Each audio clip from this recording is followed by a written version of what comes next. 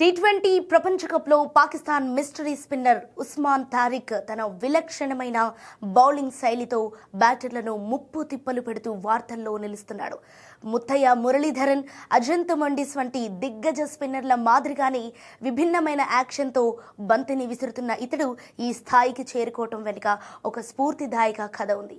ఒకప్పుడు క్రికెట్లో సరైన అవకాశాలు లభించక నిరాశతో దుబాయ్లో సేల్స్ మ్యాన్గా పనిచేసిన తారిక్ MS ధోని బయోపిక్ చూసి తన జీవితాన్ని మార్చుకున్నాడు. రైల్వే ఉద్యోగాన్ని వదిలి ధోని క్రికెట్ వైపు సాగిన తీరు ఇతడిలో కొత్త ఉత్సాహాన్ని నింపింది. తిరిగి పాకిస్తాన్ చేరుకొని పట్టుదలతో శ్రమించిన తారిక్ నేడు ప్రపంచ వేదికపై ప్రమాదకరమైన బౌలర్గా అవతరించాడు. నిబంధనలకు లోబడి ఉంటూనే బంతి ఎప్పుడు విడుదలవుతుందో అంచనా వేయలేని విధంగా అతను వేసే బంతులు బ్యాటర్లను అయోమయంలో పడేస్తున్నాయి.